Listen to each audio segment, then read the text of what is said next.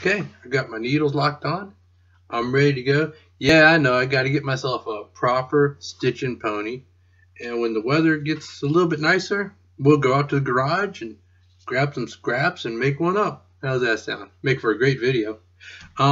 This line here, I'm going to stitch when I'm stitching this part. So right now, I'm just going to stitch it around here and back. What I did is I came back and I buffed it, got some of the excess dye off of it, and it's actually looking pretty shiny and pretty right now. But let me get to stitching. Needle goes in, needle comes out. Even up my ends, and off I go. Put my needle in on this side, and once again my holes are going up and away from me, so I pull that through, and on the other side I take my needle, it's in my other hand, and put it on top, and then I pull both of them at the same time. After I pull that through, I turn this hand so the second needle is pointing toward it, hold that down, and then put this needle on top of the thread I just pulled through. And of course it's going to be stubborn. Very stubborn.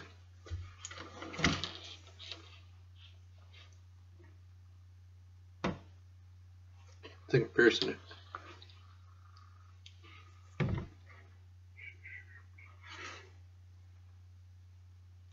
Should just go right through.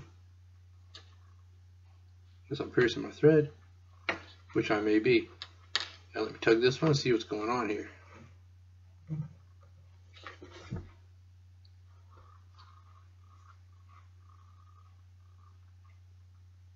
Nope, I didn't pierce it. So, let's go on from this point. Now, I'm not going to cast these over. Since it's black on black, it's not going to be particularly decorative. And you really don't gain any strength or anything by casting it over. You just help to establish that stacked angle as you're going along. And if I was using white thread, then I would cast it over just to accentuate that angle. There we go. Give that a tug. Give that a tug. And pull this on through. Tighten it down. I'll do a couple more, and I'm going to shut it off and finish the stitching, and we'll move on to the next step. Also, if I was using white thread, I'd let this dry longer. I've only let it dry for like, I don't know, an hour and a half, maybe 2 hours or so. If a little bit of dye comes off onto the black thread, so what? But I wouldn't want a little bit of black dye coming off on white thread. Okay, this needle goes on top, turns around, comes back through, on top of the stitch I just put through. Give that a tug to make sure I didn't pierce it. Grab a hold of that, pull it on through.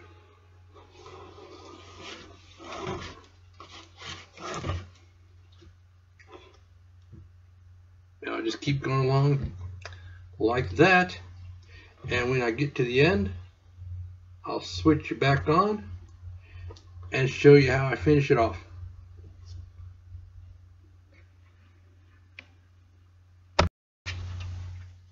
Okay, we're getting toward the end here. We got a few more stitches to go, and then we'll finish it off. Now, what I did is I went stitched away from me. While I was stitching away from me, the first needle went in, pulled it through, the second needle went on top. When I turned the corner and started coming back, the first needle goes in,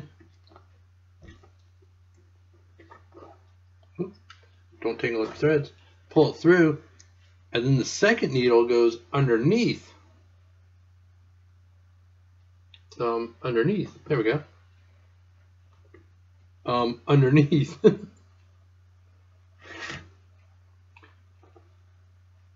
Very good. There we go. Still give this one a tug, and then pull it through. Because since the holes are still angled up away from me, basically I'm doing the same thing as I did on my way out, but backwards, because I'm coming back.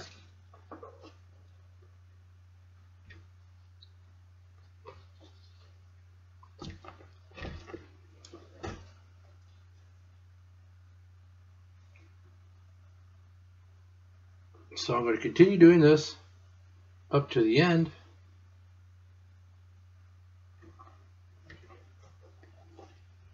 I don't know, maybe my fingers got stage fright. I was buzzing right along pretty good. Buzzing along right good. Never moved my light a little, I can see better.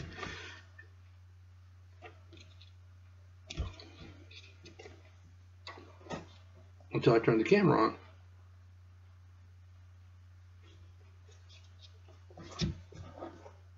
Isn't that something?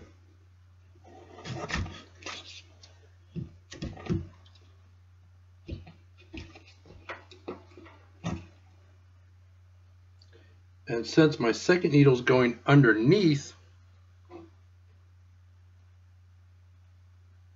oops, get my threads tied up here. Here we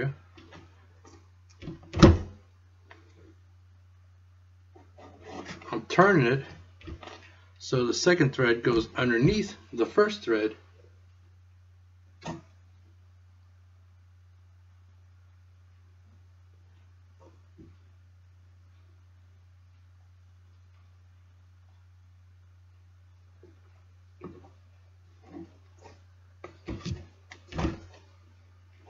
Got a few more to go here, and I'm going to go ahead and back stitch it, cut it and burn it. The next step is going to be to wet this thing along here,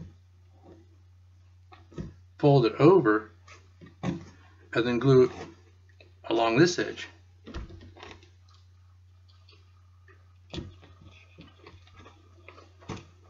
I've already got the inside of it dyed, because before you fold it over and glue it, you want to make sure basically that you're done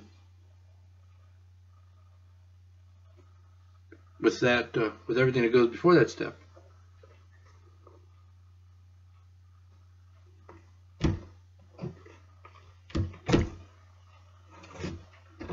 Okay, got one more here.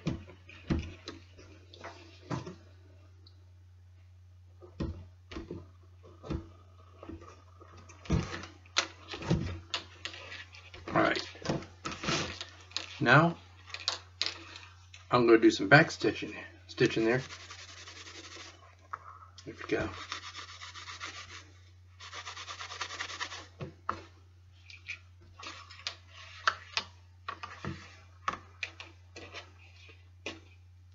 Now since this thread goes underneath, I'm going to back stitch it toward the bottom of the hole. Put it against my work surface and give it a push. I got these little pair of needle nose pliers. Smooth jawed, so I don't knurl up my needles. Of course, got to get my hand to cooperate. And when I pull it straight. I've got more control that way. So this one goes through above the one I just put through. Stick it in the hole, put it against my work surface, push it on through, grab hold of it with my pliers,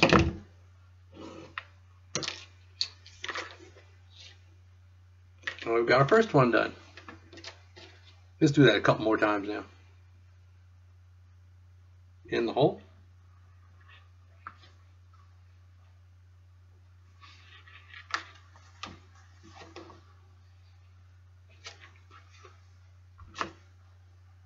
No need to brutalize it or bang on it or get aggressive with it. Okay. This one's done. This one's got to go back through a couple times.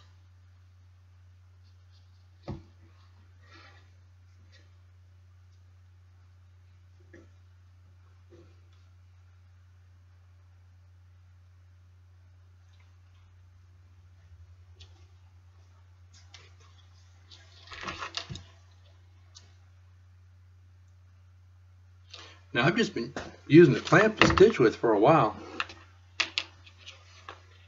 Works for me. Maybe one day I'll go ahead and go out to the garage and make myself a stitching pony. It'd have to be a lot warmer than it is now. With this big blizzard that just came through, we got, I don't know, 4 to 6 inches, and as of today, the roads aren't only clear, they're pretty much dry. So we didn't get much, but it's still cold.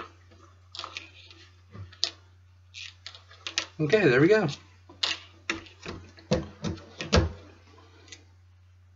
I'll just take my scissors, cut those off right about there.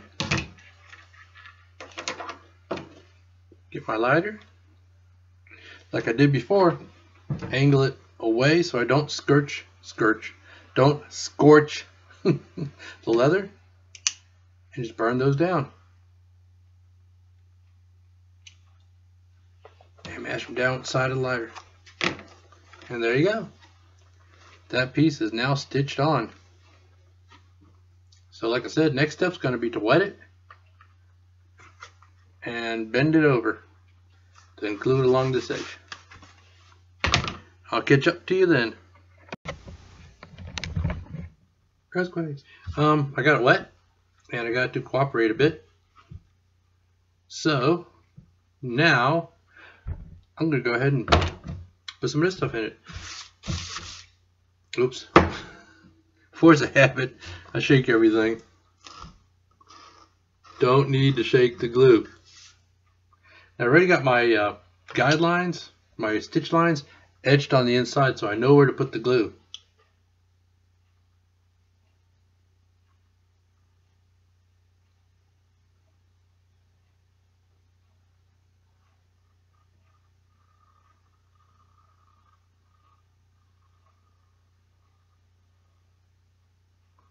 We lost the internet.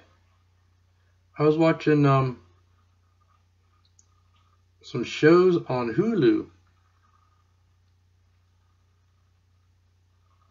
on my Roku on the TV while I waited for stuff to dry,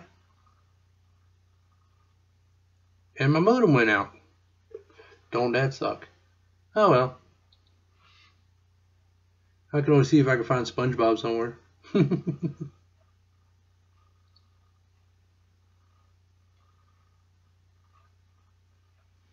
Okay, I got this side pretty much done.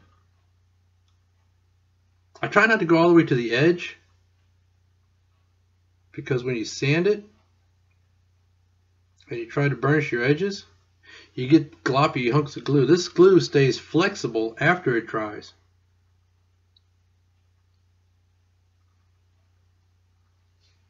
So it rolls off in little gummy blobs.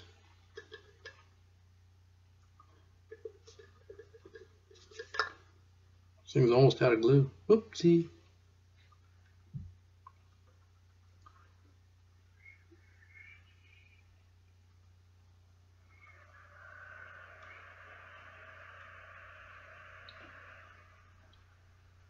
I don't know if you can hear that. The cat's on the chair behind me scratching himself.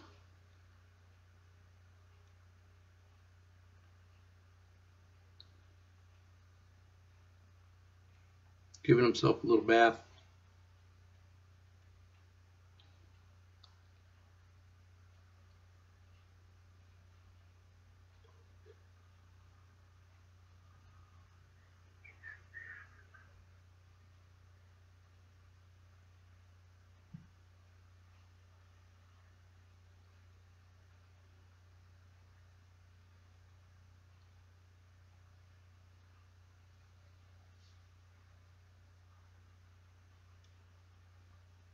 Here we go. Got the super glue. The contact cement on there.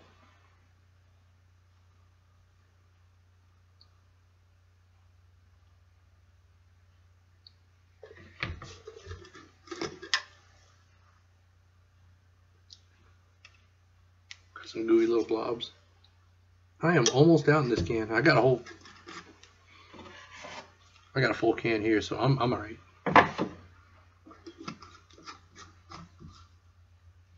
If this one runs out, oh well. I'll open another one. Now let this dry for a little bit. Get this out of the way. I dripped on it, so I don't want to risk getting it smudgy on my little project here.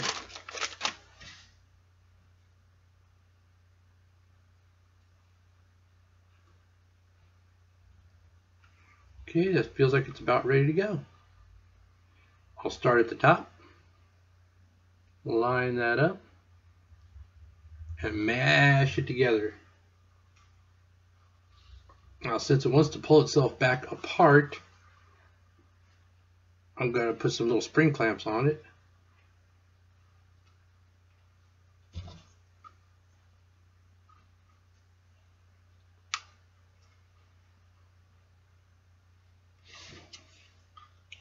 Make sure I don't mar the leather when I'm doing this.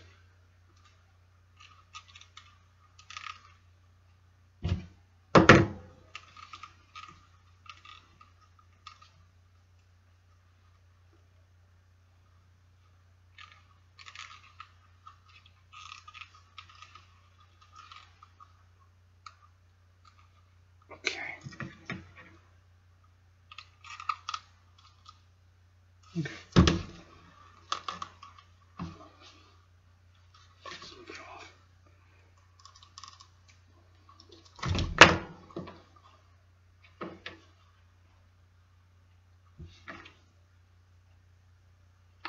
Try this again. I want to get that to line up just right.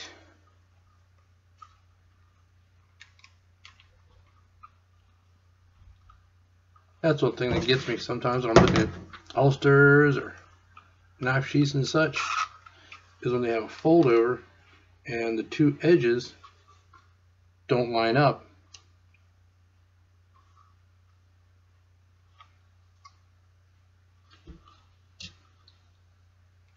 Okay, actually I'm going to clamp it a little bit more toward the edge. Here we go. And I'll put one down at the other end.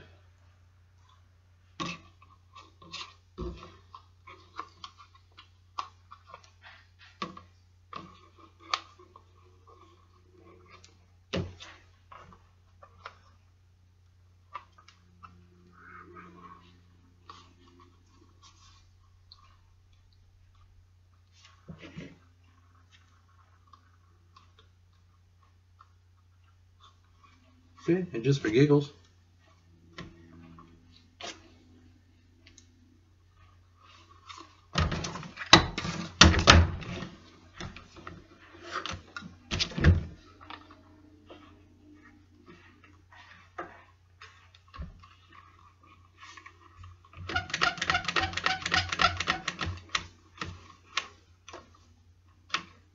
okay, and